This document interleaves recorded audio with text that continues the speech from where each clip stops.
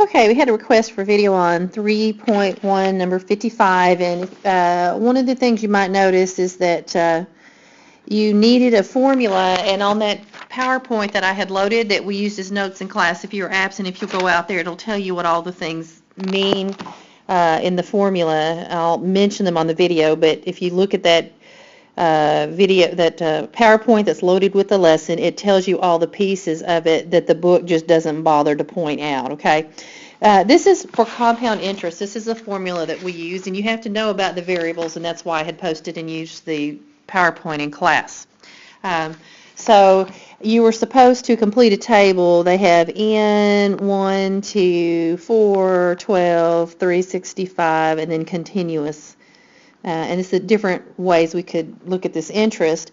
Complete the table to determine the balance for A. Balance A for P dollars. P is your principal. It's the amount. A is the amount that's going to be in your account. Okay. P is the principal. It's what you put in, your beginning amount, your start amount. Okay. And then your 2.5%. No, I'm sorry. Let's see, our amount here that we're going to calculate, we're on 55. That's what we're trying to find. Our principal is $2,500, so I'll write that down. I'll write it down. The R here is 4%.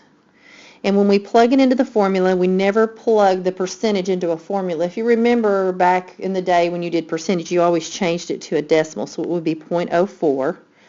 And they want it to be for 20 years, okay? So you're going to need your calculator for this, but in order to do it, you also are going to have to figure out what this equation is going to be for each of these different n's. N here is how many times per year you're going to compound it. So we're going to get a lot of different answers here. I probably can't even fit them in that space there, so I'll probably have to go to another slide. Let's go ahead and write the formula, though, the equation. So the amount in the account is the principal, which our starting amount was $2,500. I'm filling in the P in the formula up there. 1 plus the rate is 0.04. Now the N is what we're going to change. We're going to have to write an equation for every one of these N's because, well, maybe not. Maybe not. Maybe we can put it in there, because they actually do tell us the time is 20 years. So I could say n times t. T is the amount of time in years, so it would be n times 20. That would make it 20n. I could actually type this into my calculator.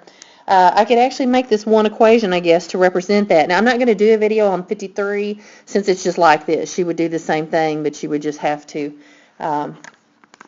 you would, just do the same sorts of things. So I'll just do this one example just so we can get on to something else that needs to be done. So if I wanted to, I can go to the y equal part of my calculator. I could put in 2,500 and put in parentheses 1 plus 0.04 divided by x. Remember, we're going to have to use x for this n here just because we're using the calculator.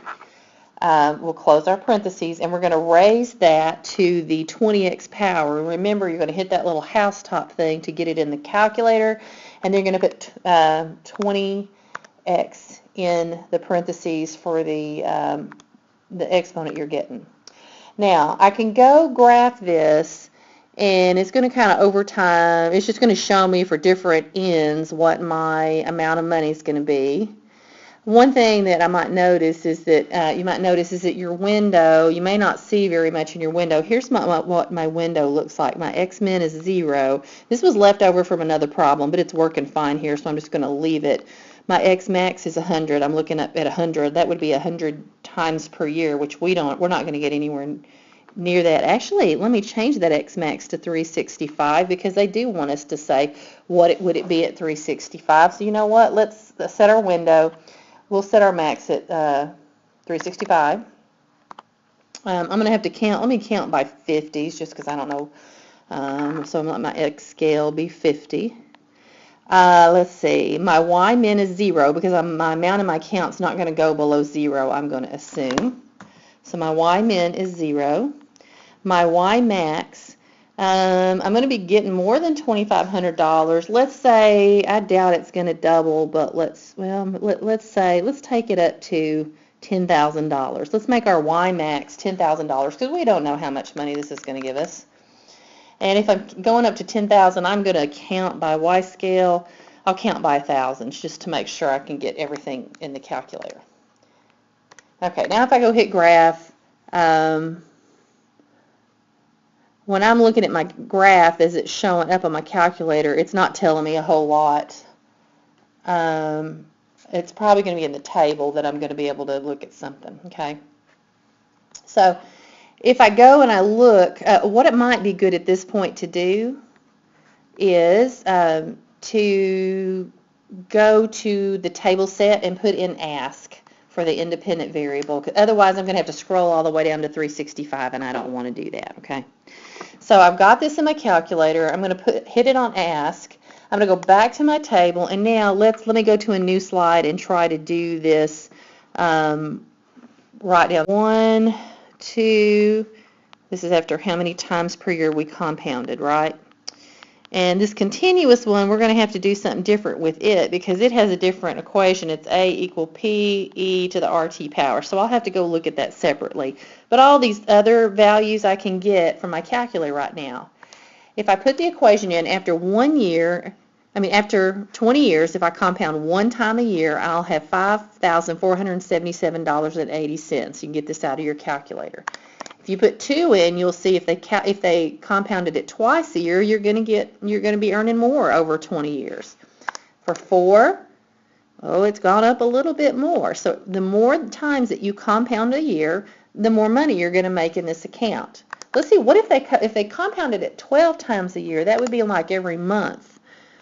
So then you'd be up to $5,556.50. And remember, what did you start off with? You started off with $2,500, but this is 20 years down the road. Maybe it's for a college fund for a kid or something.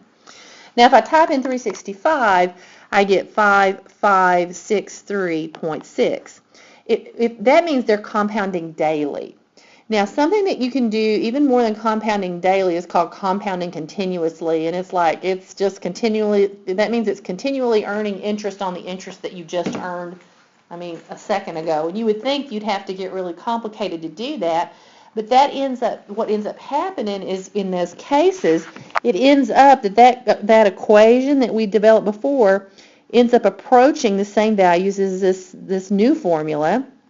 So if our principal was 2,500, it's going to be E. Now the R is 0.04, and the time is 20 years. Let's put this in our calculator. Now I'm going to just type this in on the home screen. This doesn't need to go on the Y equal part because I can just type this in and figure it out. It's 2,500 E. Remember that second in the divide sign to get to the E. I'm going to raise it to these powers here that I'm going to circle in red. And remember, I'm going to put those in parentheses. I could actually multiply it out, but the calculator can do it too. So I'm just going to put 0.04 times 20. And what I end up with in this case is 5563.85 cents. So look how close that is to them compounding daily. I still get a little bit more if they compound continuously. You can tell that the best return on your money is to compound continuously. And some of you were wanting to know, well, what are some of the ways that this E shows up? It shows up in finance. Look at this right here. You've got this it right here, and if I compound continuously, that it's really close to what would happen if I compounded every single day, but still just a few cents more, and that might make a difference to somebody.